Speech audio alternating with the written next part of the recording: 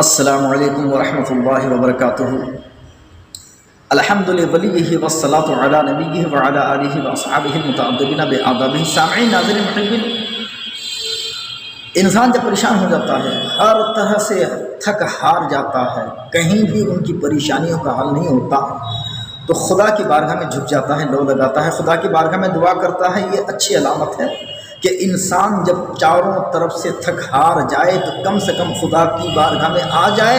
تو رب تبارک و تعالیٰ ان کی پریشانیوں کو دور فرما دے گا۔ تو ہم پریشانیوں میں گھر کر دعا کرتے ہیں،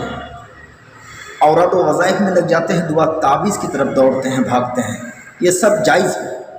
دعا تعویذ قرآنی آیات اور احادیث نبویہ پر مشتمل ہو، شریعت قرآن و احادیث کے اگر خلاف نہ ہو تو وہ جائز ہے، درست ہے، اور شریعت سے، قرآن و احادیث سے اور صحابہ کرام کی زندگی سے یہ ثابت ہے۔ مگر جو دعا اور جو تعویذ براہ راست ہمیں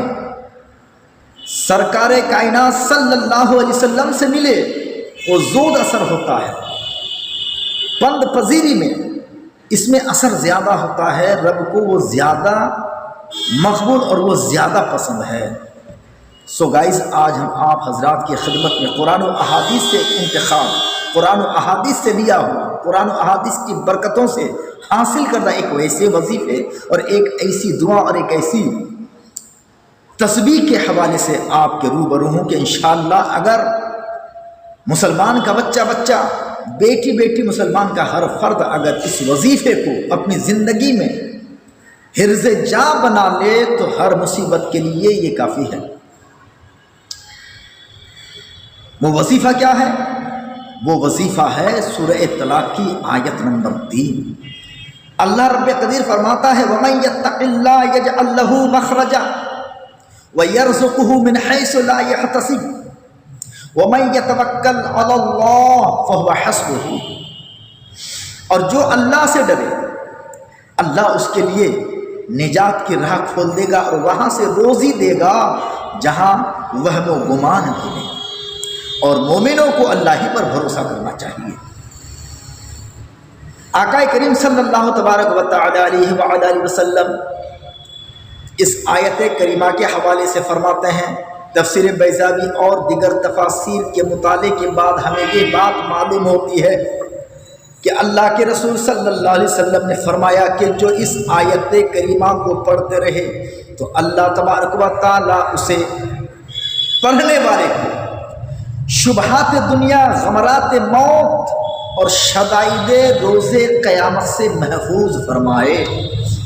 میرے آقا کریم صلی اللہ علیہ وسلم نے یہ بھی ارشاد فرمایا کہ لوح محفوظ میں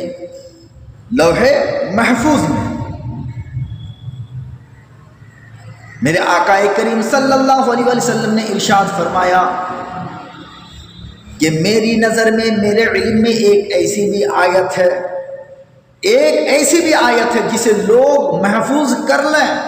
تو ان کی ہر ضرورت و حاجت کے لیے کافی ہے۔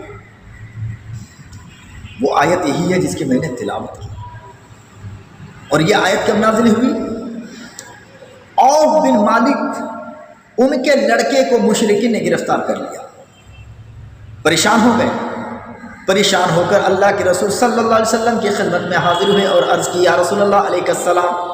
میرے بیٹے کو کافروں نے، مشرکوں نے گرفتار کر لیا اور اپنی روزی روٹی اور تنگحالی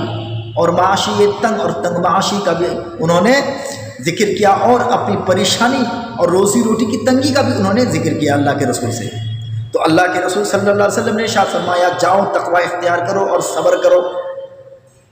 چنانچہ عوف بن مالک رضی اللہ تعالیٰ عنہ گھر لوٹے، بیوی کو بتایا کہ حضور نے یہ بتایا کہ توبہ کرو، تقوی اختیار کرو، صبر کرو، اور لا حول ولا قوت الا باللہ العلی العظیم کی کثرت کرو۔ چنانچہ گھر میں میاں بیوی کثرت سے پڑھنے لگے، ابھی پڑھ ہی رہے تھے کہ دروازہ کھٹکھٹانے کی آواز آئی، دروازہ کھولا تو دیکھا کہ عوف بن مالک کا بیٹا کھڑا ہے، اور ساتھ ہی عوف بن مالک کے بیٹے کو یہ بھی دیکھا باپ نے کہ 4000 بکریاں مال غنیمت کے طور پر لے کے آیا ہے۔ جب یہ وظیفہ پڑھ رہے تھے، اس وظیفے کی برکت سے कुफ्फार मुशरिकीन जिन्होंने औफ बिन मालिक के बेटे को गिरफ्तार कर लिया था, इस वजीफे और तस्बीह और दुआ की बरकत से काफिरों पर गफलत तारी कर दिया था अल्लाह ने। वो गाफिल हो गए थे, इसी गफलत का फ़ायदा उठा करके औफ बिन मालिक का बेटा फरार हो गया और आते हुए रास्ते से 4000 बकरियां गनीमत के तौर पर हासिल किया और घर लौटा। तो मेरे भाई, क्या हजरत औफ बिन मालिक रज़ी अल्लाह ताला अन्हु ने सोचा था, उनके बेटे के दिमाग में और ख्याल में क्या कभी ये बात आई थी कि वो कुफ्फार और मुशरिकीन जो मुसलमानों के जान के लाले पड़े रहते हैं, वो हमें गिरफ्तार करेंगे और गिरफ्तार करने के कुछ ही वक्तों में हाल ऐसा होगा और हालत ऐसी बदल जाएगी कि वो हमसे गाफिल हो जाएंगे और हम उनके कैद बंद से फरार होने में कामयाब हो जाएंगे। क्या हजरत औफ इब्न मालिक के बेटे को और औफ इब्न मालिक को क्या कभी ये ख्याल आया था कि इतनी जल्दी हमारा बिगड़ा हाल सुधर जाएगा, मेरा बेटा कैद से आज़ाद भी हो जाएगा और रिहाई के बाद आते हुए 4000 बकरियां भी लेके आएगा माल गनीमत के तौर पर?